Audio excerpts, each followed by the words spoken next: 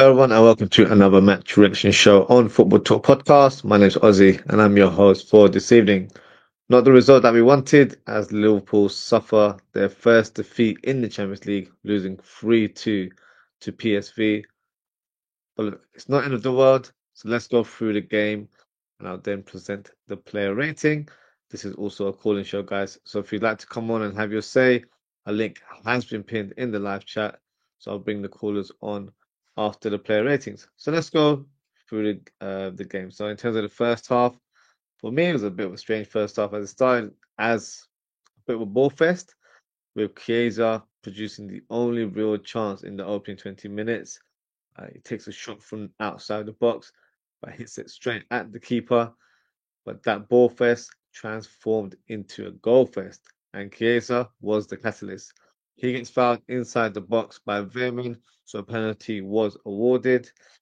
Former PSV captain Cody Gakpo steps up and slots it calmly into the corner to give Liverpool the lead. No celebrations, as he wanted to show his respect to the home crowd. But then moments later, PSV surprised us with the equalizer. And what was the biggest surprise is that Bakayoko scored with his right foot. He generally executes everything with his left, but clever bit of play from the Belgian winger. He cuts inside, puts Robbo and Konsa on their bottoms, and hits a strike into the corner. Liverpool respond with a counter attack as Endo hits the ball over the PSV defense, finds Gakpo. He manages to hold the ball off Postcogli and lays it off towards Chiesa. Chiesa smashes it towards goal. Benitez does really well to parry it away, but unfortunately only finds as far as Harvey Elliott, who finds himself in a great position to score the rebound. The next moment, Endo loses the ball to Veerman, and he takes advantage, drives with the ball forward. He threads it to Sabari, who picks his spot and places it into the gap to make it 2-2. Great finish there from the left winger. Some fans will say that the challenge on Endo should have been given as a foul. I have to be honest, guys, I disagree.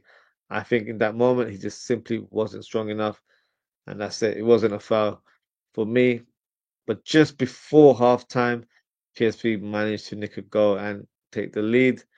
Moro Jr. hits a low ball across goal, takes a huge deflection of Conor Bradley, and apparently Pepe got the final touch. I think he's milking it because I've looked at the replay a few times. I still can't see where that touch came from.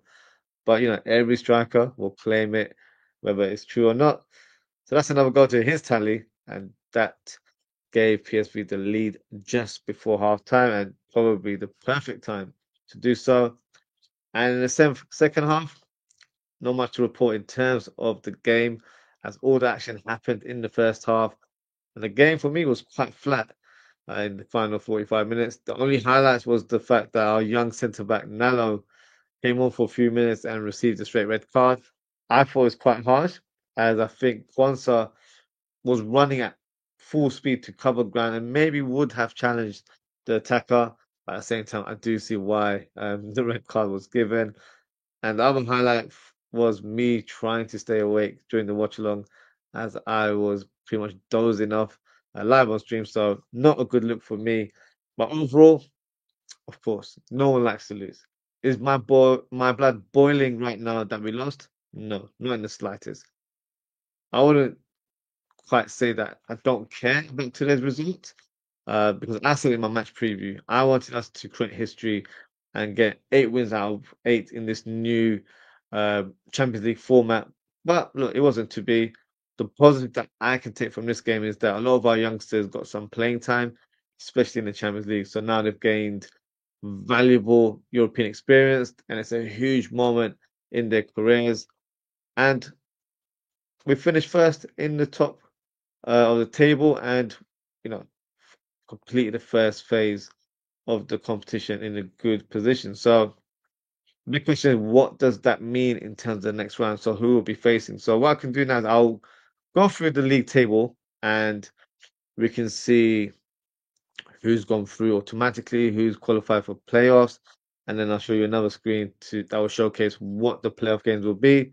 And then the next Champions League show that we'll do, we can kind of go through who will be playing each other. I might even do a watch along for the draw. So if that's something that you want to see, please drop a comment and I'll definitely try and make that happen.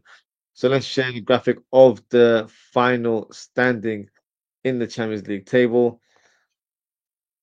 Just make it bigger. So as you can see, guys, Liverpool, top of the table. Then you've got Barcelona in second place with 19. Then you've got Arsenal, Inter, Atletico Madrid, Leverkusen, Lille, and Aston Villa. So these are the 8 teams that do not have to play any games right now. They go straight into the round of 16. So strong lineup there. Big surprise would be Aston Villa. That's no disrespect. It's their opening season in the Champions League, and they've qualified. So big up to them. The other teams have shown a good account of themselves, so no huge surprise there. Now, in terms of the next sort of segment or section, I should say, of the league is the teams that are in the knockout uh, playoffs, but they are seeded teams. So it's Atalanta, Dortmund, so Real Madrid have climbed up. They were pretty much around the bottom half of the table, so they've done well to even go up top. To be fair, Bayern Munich, Milan, PSV, Paris, Benfica. So that win today for PSV was a huge help because now they actually get in a good position as a seeded team. And from 17 over to 24, you've got the teams that are unseeded. So that's Monaco, Brest, Feyenoord, Juventus, Celtic, Man City, Sporting, and Club Brugge. So that's all the teams that have qualified. So commiserations to the teams below because they have been eliminated, and that are the teams are as follows: Dynamo, Stuttgart, Shakhtar Donetsk, Bologna, Red Star Belgrade, always known as Savena, Sevda, and Sturm Graz, Sparta Praha, Leipzig, Girona, Salzburg, Bratislava, and Young Boys. So those teams have been eliminated from the competition. Now, in terms of the next stage of the Champions League, it will be the knockout phase playoffs. So let's go through the fixtures. So, as you can see on the screen, it will be Monaco or Brest versus PSG or Benfica. And then the second match is Sporting or Club Brugge versus Atalanta or Borussia Dortmund. Then you've got Celtic um, or Man City. So that's going to be a tough one. Then you've got Real Madrid or Bayern Munich. So these teams they haven't been paired each other like that. It's going to be done through a draw, and then it'll be selected to the who plays next. Then you've got Feyenoord, Juventus, Milan, and PSV. Then you've got Brest, Monaco, Benfica, and PSG again. Then you've got Club Brugge, Sporting, and then you've got. So this is the two-legged affairs, isn't it? So that's home and away. So yeah, so lots of interesting. Obviously, we're aligned with Barcelona, so we'll see who we get paired up with. Um, but as it stands, that is the current fixture list, I guess, for the knockout phase playoffs. Um, so yeah, the format's completely new to all of us. Also, let's see how it pans out. But in terms of Liverpool, all we know is that they've qualified automatically and they progress into the last 16. So that is the sort of next phase of the Champions League, which will be exciting nonetheless. So what we'll do now is before we wrap up, let's quickly do the player ratings. And if there's any callers, I'll try and get them on before we close the show. So let's start with the goalkeeper. So Kelleher, in terms of the goals, I'm trying to think. The Bakayoko one, no, I think that was a good shot from him. Close range, hit with real power. The second one that was scored by I've forgotten his name now. Saibari. Some would argue to say yes, he maybe should have done better because it was close and he got beaten in his near post. But not trying to seem like I was some big player, or anything, but I used to be an attacker and you always favored attacking those positions because he's picked that spot beautifully and he's hit with real power as well. From that kind of range, he's hit with real um, purpose. So it's always going to be an advantage for that attacker to hit the back of the net. So I wouldn't blame him for that one. And then the third goal, uh, not really much he could have done. It was a long cross, got a deflection, so took the ball away from the keeper, and the striker claimed to have got a touch. I don't think he did, but so no, I can't really fault Kelleher at goal. Um, in terms of overall performance, yeah, didn't do much unfortunately. I do remember him making a late save, like probably could have added more to the tally. So it saved us in terms of slight embarrassment, but generally very average, very quiet, wasn't really involved as much. So I can't give him a very high rating today. So I'm gonna give him. I'll give him. I'll give him a 6 out of 10. I think that's justified. That it's not because he was terrible. It's just that he wasn't really involved in much. So I'll give him a 6 out of 10. I was a little bit disappointed with Conor Bradley today. I thought this was the game where he could have really showcased his ability today.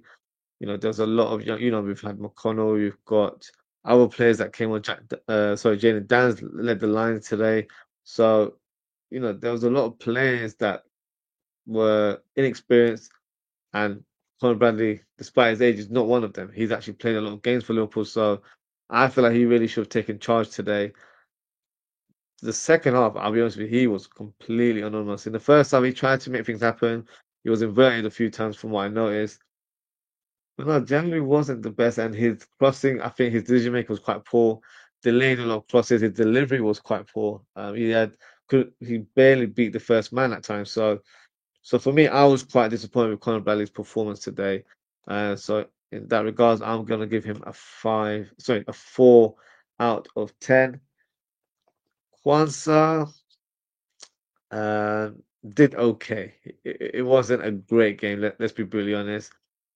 First half did all right, kept things neat and tidy. There was one moment that really irritated me was it was a 50-50 challenge, and let me correct myself there. I don't think it was 50-50. It was probably a 70-30 where he should have got the ball, and it looked like he's kind of pulled out in the split second there. And that really disappointed me because he should have been really strong in that tackle and got the ball, and it led to them to create an attack, and it almost scored in that moment there. So had it been better finishing, it would have been another goal to the tally. So for me, I was quite disappointed with his moment there, but I think he was quite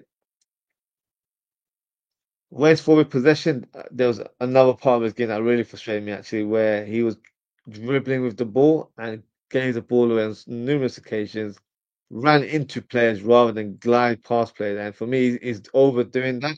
He's trying to be a Matip type player. It's not really his game. He can do it in moments here and there, but he's trying to do it with purposeful runs. And for me, it's not working. And he's already a player that's playing with low confidence. So when you're at that stage in your career, you shouldn't really be doing things that are adventurous. Just keep it neat and tidy, keep it simple, and build from there. Right now, he's not in good form. Hasn't been for quite a while, and some are even questioning his long-term future at the club. So for me, not the best of performances today, but I do think he had a better performance than Conor Bradley, so he'll get a slightly better rating. So for me, it's a 5 out of 10. Robertson, firstly, I was very surprised that he started at centre back. I did mention it in the match preview that it could be a possibility, but I didn't really think it would happen. And I personally would have gone for Robertson in the centre back position.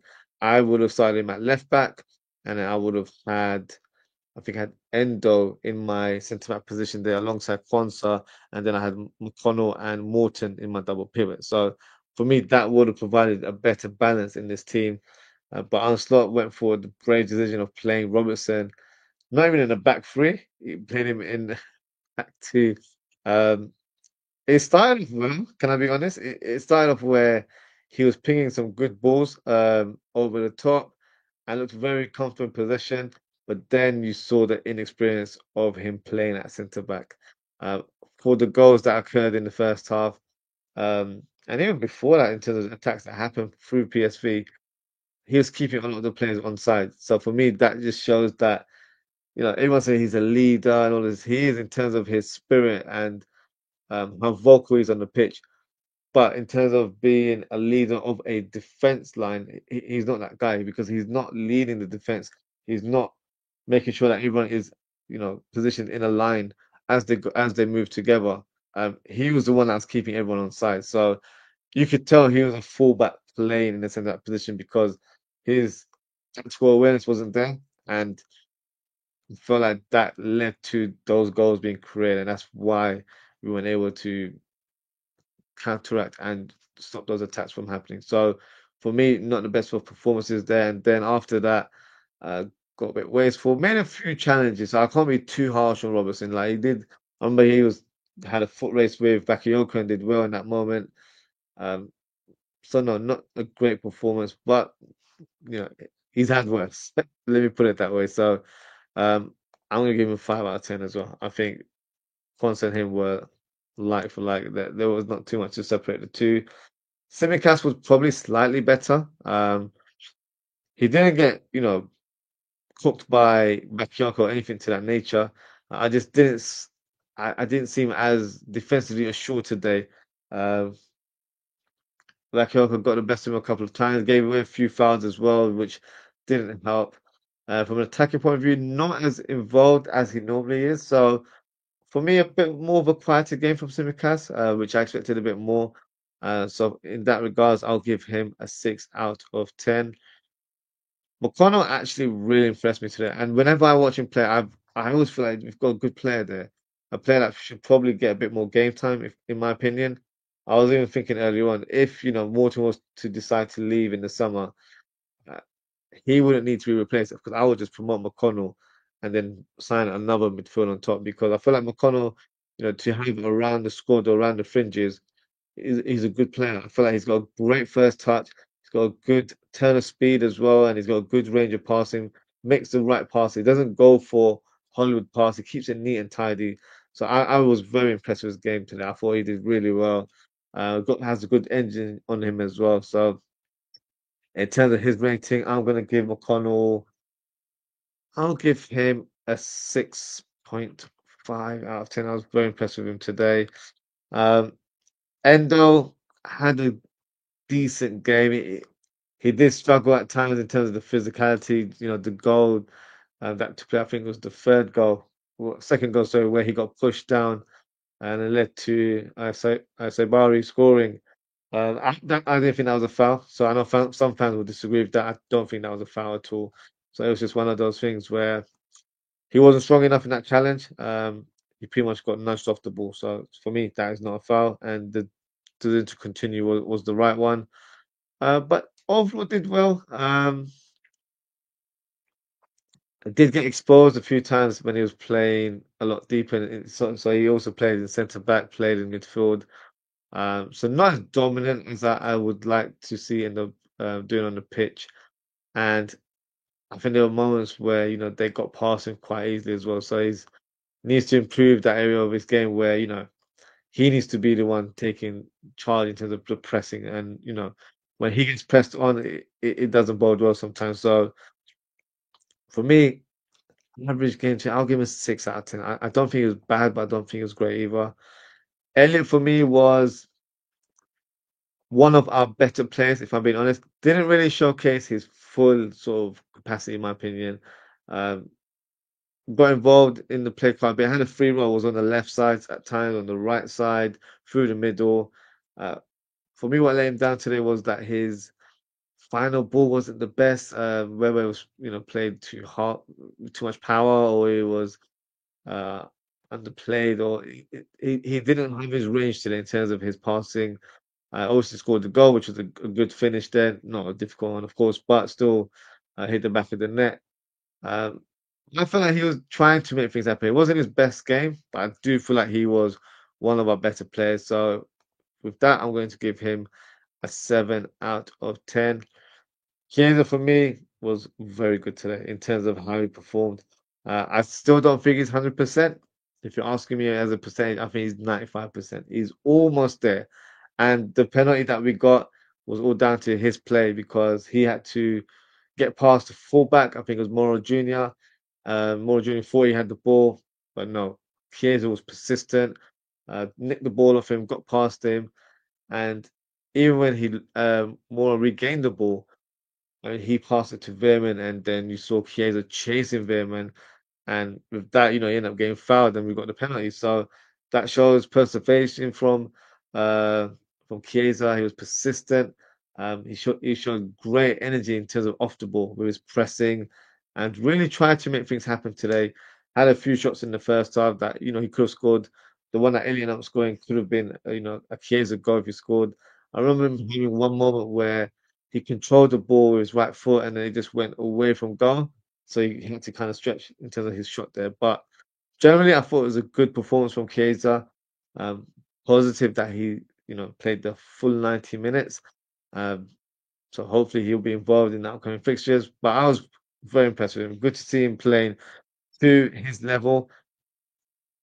Not quite there yet. 95% is the percentage I'm giving him. But in terms of today's performance, might be, slightly gassed. I'm gonna give him 8 out of 10. I thought it was really, really good today. Gakpo pretty much only played one half. He got substituted around the 50th minute, I believe. Um, Obviously playing up against his former club there, so a bittersweet moment when he, scored the goal there. But yeah, he was all right. He did his thing in the first half. Definitely, tried to make things happen on the left-hand side. Second half, literally only played a few minutes, so I can't really judge him too much on that. And because he got the goal, I'll probably have to bump his score up a little bit, so I'll give him a 6 out of 10. James Downs, unfortunately, not the best of games from him. Didn't really get the service to his defense, but there was times where, his hold-up play wasn't quite there, and when he did manage to get a touch of the ball, his touch was quite heavy at times. Got muscled out on a few occasions as well. Didn't really have an effort on goal from what I remember.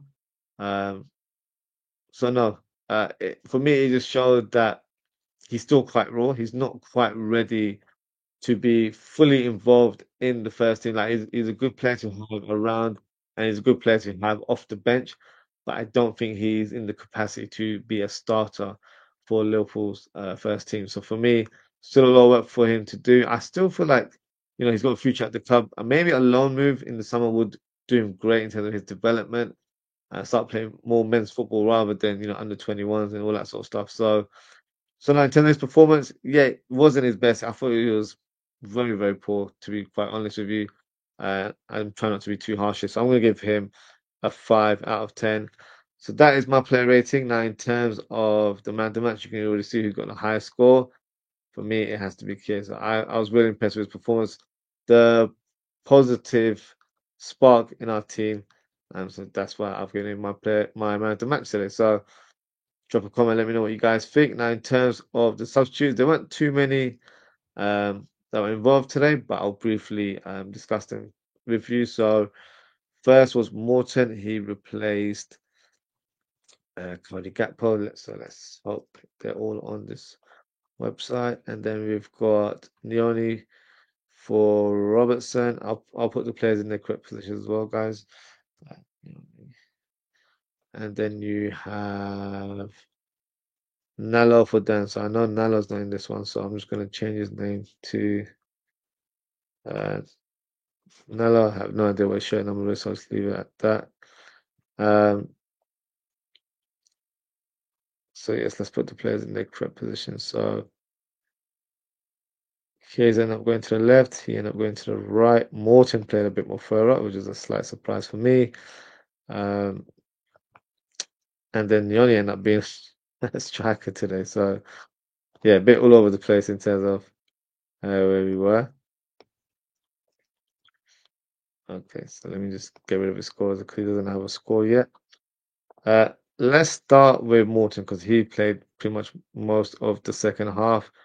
Firstly, I was very surprised that he was the player that was brought on, not due to his quality or anything to that nature. He replaced Cody Gakpo, so I thought maybe that would allow a player like Trey Nyoni to play in that number 10 role, but it ended up being Morton playing in that further advanced role. He did okay. I remember making a crucial block for us. And in terms of pressing, did really well, made some neat passes around the final third. So not a bad performance from Morton today. So for his rating, I'll give him a 6 out of 10. Now for Leone, I'll be honest with you, he very barely got on the ball. I thought it was quite anonymous at times. So I can't say he was bad. I can't say he was great. So I'm just going to give him a very average rating of just 5 out of 10. I don't feel like he was involved today. This is going to be very harsh, but we have to keep it 100. Nalo came on for about 4 minutes and got a red card. So I can't give a rating other than a 0. That's wild, and I'm really hoping that that's not the only time he plays Champions League football, because that's not the way to remember yourself as a player that came on for a few minutes and got sent off, and that's the only time you played in Champions League. So hopefully he's able to get an opportunity again in the future, and hopefully he's not too designed. It is one of those things where I thought it was a bit harsh. I feel like it could have been given as a yellow because Kwanzaa was behind two covered ground. But this referee, I'll be honest with you, he had a bit of a shocker. Poor decisions given across the pitch. No, it wasn't impressive at all. So, fortunately, I've got to give the young kid a 0 based on what happened today. And that is the end of my player ratings, and that is also the end of the show. So, thank you to everyone for tuning in. If you haven't already, please don't forget to like, comment, share, and subscribe. Now, in terms of upcoming content, I'll be doing a match preview of Bournemouth versus Liverpool. Now we flip on to the Premier League fixtures now. And I'll be joined by a special guest, so please make sure to tune in. The show will be taking place around 11 p.m. UK time. So make sure you guys are watching live, and if you want to get involved, feel free to drop your comments in the live chat, and then we'll do a live watch along of that fixture on Saturday. It's a 3 o'clock kickoff UK time, so we'll do that, and then we'll do a match reaction on the same day, and that's pretty much it for all the fixtures this week. So that is it for today, guys. Thank you so much for tuning in. Take care, stay safe, and I hope to speak with you all very, very soon. Goodbye.